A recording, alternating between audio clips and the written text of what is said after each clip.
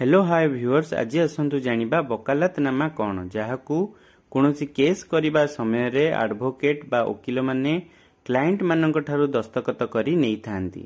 वकालतनामा is a legal document in India that authorises an advocate or lawyer to represent a party in court proceedings. By signing the document, the client formally appoints the lawyer to act, appear and plead on their behalf in a particular case or matter before a court, tribunal or legal authority.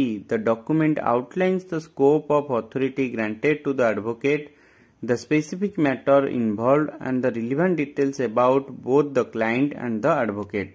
आसतु बुझिबा ओडिया रे एहार अर्थ कौन। वकालतनामा हेउची भारत रे एक आईनगत दलिल जहाँ जड़े वकिल आईनजीवी को कोर्ट कार्य एक पक्षर प्रतिनिधित्व करने को अधिकार दे थाए। एही दलिल स्वाक्षर करिबा परे क्लाइंट आनुष्ठानिक भाव में वकिल को एक निर्दिष्ट मामला रे कोर्ट किंबा ट्रिब्यूनाल किंबा आईनगत कर्तृपक्षों सम्मुखें कार्य करिबा, उपस्थित हेबा एवं तांको पक्षरु समस्त जुक्ति करिबा पई अधिकार दे थाए। एही डॉक्यूमेंट वकील को प्रदान करा जायथिबा क्षमतार परिसरभुक्त संपृक्त निर्दिष्ट विषय एवं क्लाइंट और वकील उभयंक विषय रे प्रासंगिक विवरणी वर्णना करिथाए।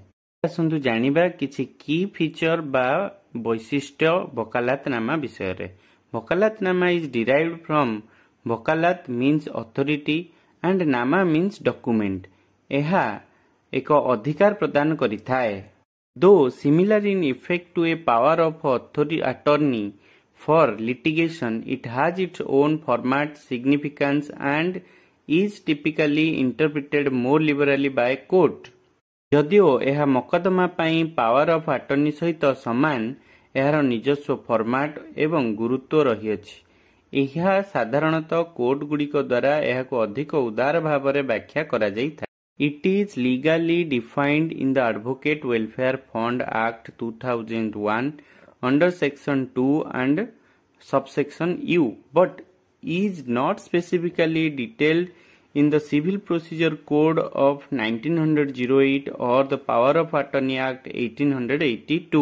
एहाकु आईनगत भावरे वकील कल्याण पांठी आईन 2001 धारा 2 अंडर सबसेक्शन यू रे परिभाषित करा जायछि, किंतु सिविल प्रोसीजर कोड 1908 किंबा पावर ऑफ अटर्नी आईन 1982 रे निर्दिष्ट भाव में विस्तृत भाव में वर्णना करा जाई नाही।